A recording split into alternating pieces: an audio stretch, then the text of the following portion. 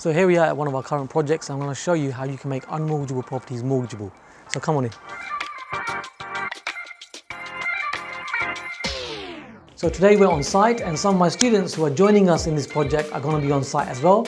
And what we're going to share with you are key learnings, how you gain experience, what you don't do, what you do as a professional property investor, and how you can make your property business profitable.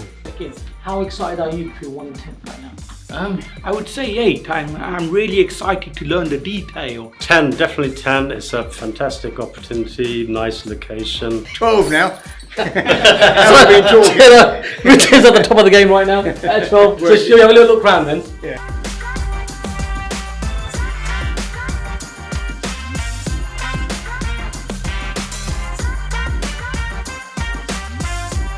We've seen the condition of the property.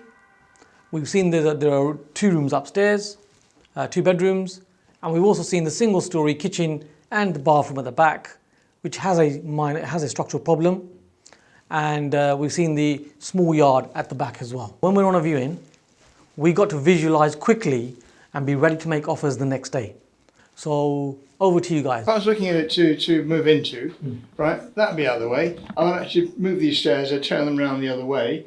I'd take it, I'd build it out on the side there, and I'd put the bathroom kitchen across there. I'd open this up, big lounge, and then you more or less got a really nice place then. See, there is plenty of potential here if we were to make this into a proper food lounge, knocking this down, making it into a bigger space. Certainly, yes.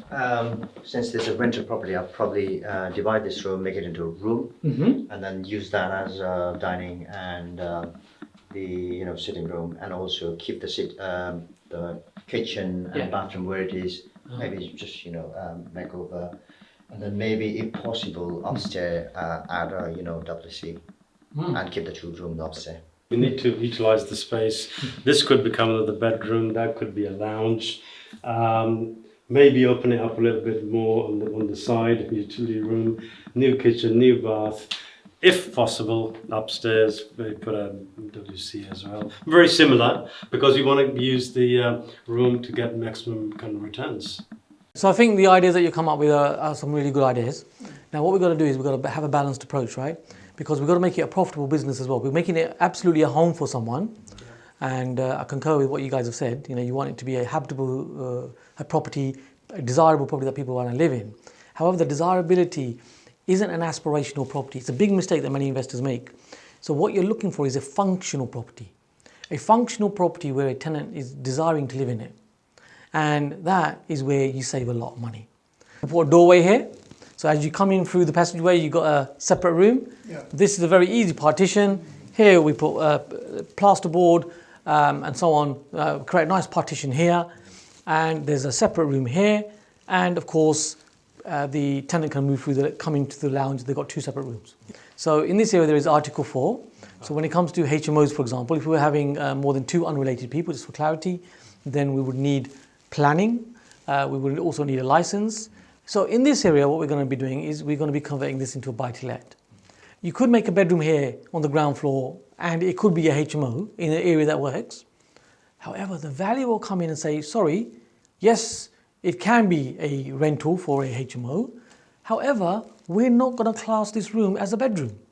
And they will only look at the traditional aspect of the properties within the area in terms of what's actually being done with them. So what I'm saying is a 2-bedroom house with 2 bedrooms on the first floor, and you've got a bedroom downstairs, they'll still class it as a 2-bedroom house. Great idea to have an extra WC. However, we've got to find the space for it. So we'll have a look upstairs to see if there is a space for WC. Let's have a look. Comments, suggestions, what are you thinking? Do we change the windows? Do we not change the windows? See, what you got to remember is costs can run away so easily because we want to change everything. So with the windows, potentially what we could do is literally change the pane that is broken, because we'll have to change that. But windows, once they're polished up, they're cleaned up and so on, when the valuer comes along, it doesn't really increase any valuation. It doesn't increase the value of the property, whether you've got new double glazing or secondary double glazing. So these are kind of decisions that you've got to make, right? Because every pound counts. Otherwise, we end up with no profit at the end of it. Yeah, and we want an uplift, don't we? Yeah. So the question is, is it legal? Is it correct? Does it serve its purpose? And if it's a yes, yes, yes, yes, well then we'll keep the windows. Someone can just look at this and go, oh yeah, I'll just change the windows, I'll change this, I'll turn the full, and before you know it, you've overspent, and you spent more than the valuation of the property is going to be. So what was the point in the first place? Would you change the doors as well, or just clean them up? So these doors will be changed. Okay. These doors are very dated. If you look at the hinges, it's very dated, isn't it? If you start changing the hinges, you might as well change the door. So it's a case of finding that balance. Which bit will add value and is reasonable to do, which bits don't. It's kind of that finding that balance, isn't it? Just wondering, would you have the house fully carpeted or some flooring? So you've been on the masterclass. So what did you learn from that? Narrowing your experience. From what I gathered, carpeting is more cost effective when we are dealing with rental properties.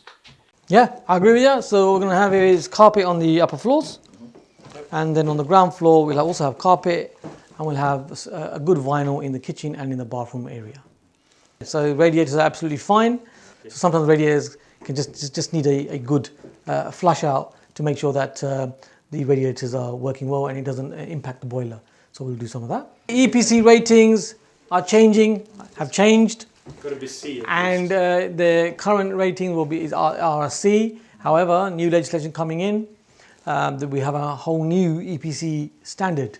It's not even going to be called the EPC anymore. So that is happening. So what we're doing is we're getting ready for that. Now there's another advantage of that as well.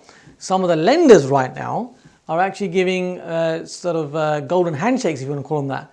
They're giving rebates when you take out finance, where you've taken a low EPC into a higher EPC. Wow. So it could be, depending on the refinance, depending on the lender, that we might get a little bit of cash back. Cash back from a lender? Yeah. I mean, who's up for that? Yeah. We'll have some of that, right? So, that helps as well. Have you subscribed to our channel? If not, why not? Come along and subscribe. You can do it right now. You can click on that bell icon as well, and you'll get the latest notifications so that you get the latest videos. I'm sharing a lot of information on how you can actually move forward in your property journey. Should we go into the other room? Yeah. So if we look through the window, you can notice that the roof is a little bit grubby. It needs a bit of cleaning. However, you can notice all the tiles are intact. There isn't really anything that is required on this single-story roof. So these things you can check in when you're doing these viewings. Remember, we're still looking for the space in the WC. For the WC, have you seen any space for WC anywhere? In the cupboard? So really, in this property, there isn't really any space for that. We always look for that, the extra WC, the extra bedroom. Here, we've got 2 good-sized bedrooms, and that's really what's going to work here. Let's go into the kitchen and the bathroom, and that's where this has put off so many people on this property, yet this is such an opportunity. Let's go and have a look. So here we are in the kitchen. What do you reckon, team? Keep the kitchen as it is? Only joking. Of course, we're going to refurbish the whole property. Now, the thing with kitchens is we always look for cost effective. Again, cost effective is a key phrase here throughout the project, right? So here, what many people will do is they'll have 300mm units, they'll have lovely corner units, and they'll make the kitchen look amazing. So what we're doing with the kitchen is we're going to be using 1000mm units. So when you use 1000mm units compared to units where they are, like I say, 300mm and so on, what you'll find is that you save about 35% on the costings on a kitchen. We always go for white gloss at the moment because it's in season. People like that color. Also, it reflects a lot of light. So as this is a smaller kitchen, it's going to look even bigger and functional. This can sometimes be an anomaly in a property like this. When you're viewing properties, because how do you know? Is the boiler going to work? Is it not going to work? If all the gas is off, you never know, right? How you do that is by indicators like this. They've got a cleaning mechanism here as well. So it shows that, recently they've done something to actually make sure that the boiler is maintained well. All indicators. So that's good. Now, if this was in a bedroom, we'd box that in. However, as it's in the kitchen, we'll keep it as it is. Again, a cost saving, money that you don't need to spend. It's a feature. Yeah, it's a feature. It's a feature, says Richard. It's a feature, like that. Let's come into the part that actually has made this property a really good deal. In the bathroom, there are some serious structural problems. It is ugly. Look at this. You can see all of this happening here. And when we look on the other side, you can see all of this happening here. Now, if this was a property where this was a double story, this could become a big problem.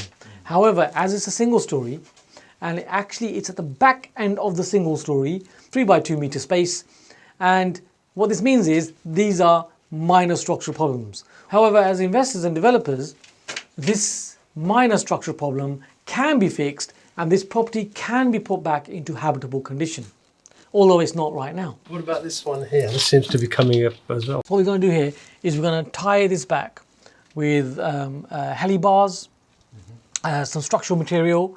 Literally think of it like bars, metal bars that go into the main building and the single story part element, and they just tie in together. You'll see it happening as we go through the project. These kind of properties are the kind of properties that scare people. Yet these are such great opportunities. You know, you really got to start thinking outside the box and, you know, really upskill your knowledge as you are doing right now. So today you've been on a live project and I've shared with you the inner workings on how you can really maximize your returns. And we discussed what you don't do with a project and what you do with a project. And we've really brought the business mindset to this so that you can really scale your property business and create your financial future through projects like this. You've also met some of my students who have learned how you do these projects and actually now in a live project doing the project in real life so that the learnings marry into real life experience. You might want to watch this video back just so you haven't missed any of the tips and you will hear it in a different way. And remember, when you're on a viewing, do take these tips and use them on that viewing so that you can get offers agreed and you can move forward to create your financial future through property.